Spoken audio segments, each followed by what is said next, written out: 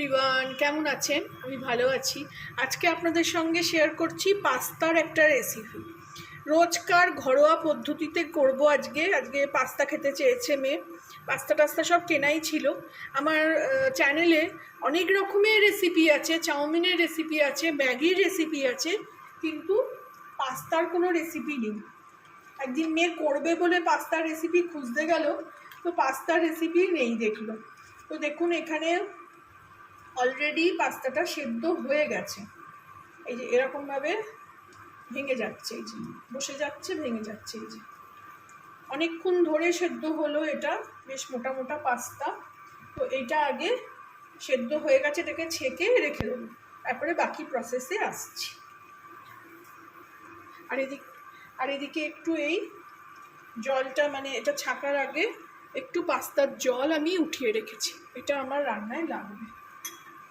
এবার আমি এটাকে ছেঁকে নেবো, এটাকে বন্ধ করি, এত টি টি টি টি করতে থাকবে। এখানে তাওয়া গরম হয়ে গেছে, এখানে তেল দিয়ে দেবো। আজকে সাদা তেল দিয়েই করব, বেশি তেল ইউজ করি না আমি, অল্পই তেল দেবো। মেয়ে আবার বলছে, মা বড্ডই কম তেল দিচ্ছ, একটু বেশি তেল দিও। তেলটা গরম হোক।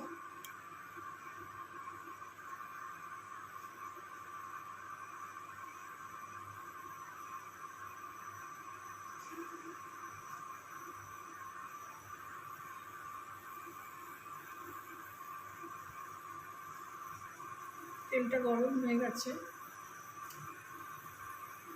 এর মধ্যে দিয়ে দেবো আমি আলুটাকে। আলু ভাজার মতন করে কেটেছি আর জলে রেখেছি, নাহলে আলু কালো হয়ে যায়।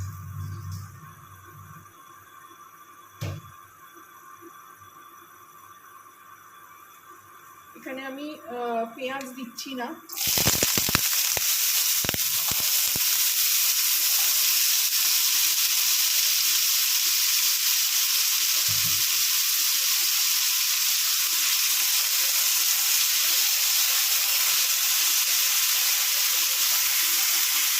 এখানে আলুটাকে ভালো করে ভেজে নেব। এখানে আমি পেঁয়াজ রসুন কিছুই দিচ্ছি না, আসলে পেঁয়াজ ফুরিয়ে গেছে, রসুন আছে, কিন্তু ভাবলাম যে এরকম নিরামিষ করেই আজকে করি। ক্যাপসিকাম আর একটু টমেটো আর কাঁচা লঙ্কা দেবো, আর কোনো সবজি দেবো না। গাজরগুলো না, এখানকার গাজরগুলো বড্ড মোটা মোটা, সেদ্ধ হতেই চায় না, ভাল লাগে না খেতে। তো এই জন্য গাজর দেবো না, গাজর নেইও, গাজর দেবো না, ক্যাপসিকাম দিয়েই করবো, খুব সুন্দর একটা গন্ধ আসে।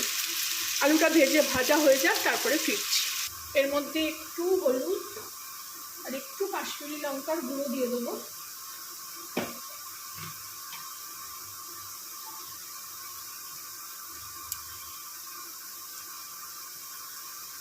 না দিলেও হবে, তবে একটু কালারটা ভালো হওয়ার জন্য।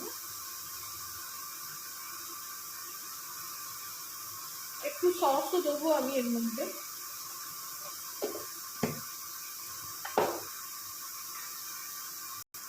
আলুটা ভাজা হয়ে গেছে, দেখুন ভাঙলে এরকমভাবে কাটলে ভেঙে যাচ্ছে। এইবার আমি এখানে এগুলো সবই দিয়ে দেবো একসঙ্গে।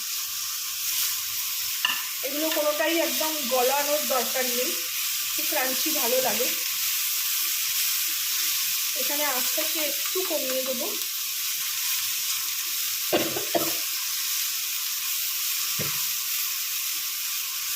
এটাও ভালো করে ভেজে নেবো। এইখানে এবার পাস্তাটা মিশিয়ে দেবো। পাস্তাটা এখানে আমার 1 মুঠো করে, এরকম মুঠো অনুযায়ী 4 মুঠো নিয়েছিলাম।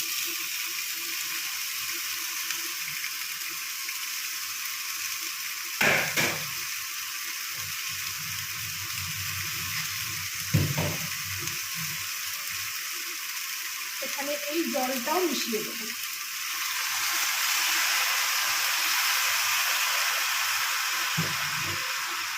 দিয়ে এটা ভালো করে নাড়বো, মিশিয়ে নেবো আগে। ক্যাপসিকামের খুব ভালো গন্ধ ছাড়ছে। ক্যাপসিকামটা খেতে আমার ভীষণ ভালো লাগে, সেরকম আমার ছেলে মেয়েও শিখেছে, এখন খুব ভালোবাসে না, আগে সব তুলে তুলে ফেলে দিত। কালকে চিলি চিকেন করেছিলাম, তো ক্যাপসিকামটা এত ভালো লাগছিল। এবার এতে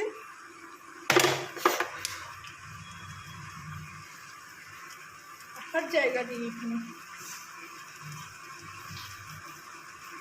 একটু চিনি দিয়ে দেবো, স্বাদ অনুসার একটু,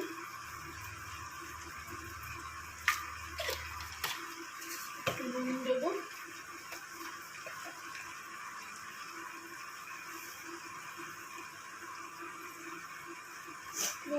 নুন আর তেল দিয়েই সেদ্ধ করেছিলাম পাস্তাটা আপনারা যে কোনো টাইপের পাস্তা নিতে পারেন। দেবো এখানে এরকম পাউচে আছে টমেটো সস,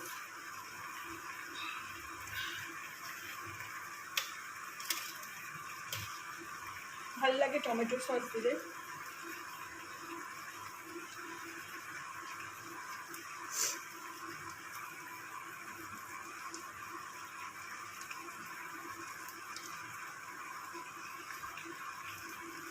আর একটা দেবো,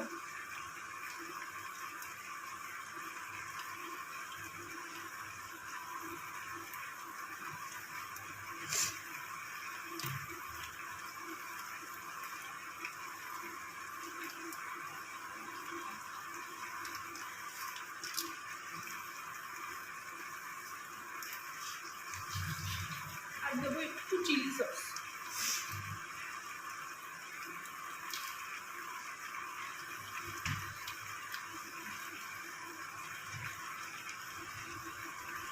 এই যে গ্রিন চিলি সস।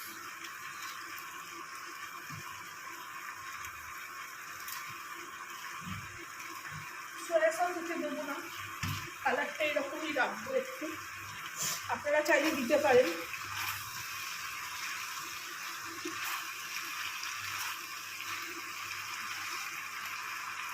এটাকে ভালো করে মিলিয়ে নেব, সস দিলেই একটা অন্যরকম গন্ধ ছাড়ে।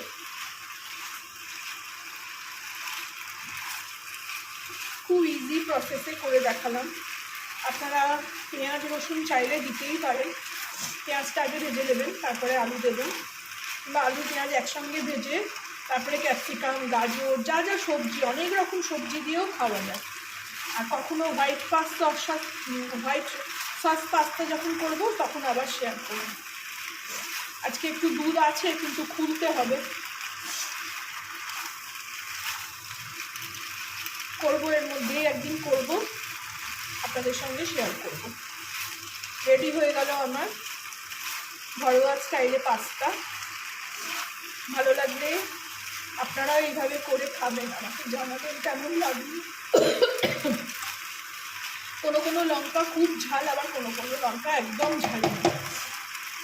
দুটো লঙ্কা মতন কেটে দিয়েছি, তাতেই ঝাঁজ আসছে।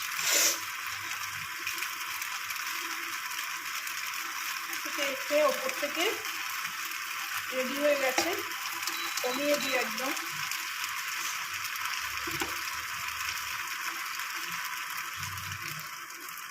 ওপর থেকে একটু গোলমরিচ, খুব ভাল লাগে ফ্লেভারটা।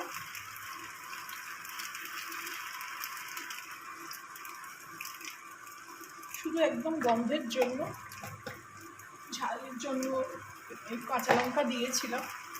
আর দেবো একটুখানি ভিনিগার,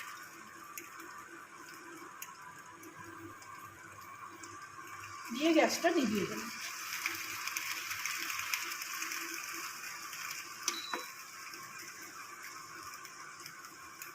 রেডি হয়ে গেল আমার ঘরোয়া স্টাইলের পাস্তা, গ্যাসও অফ করে দিয়েছি।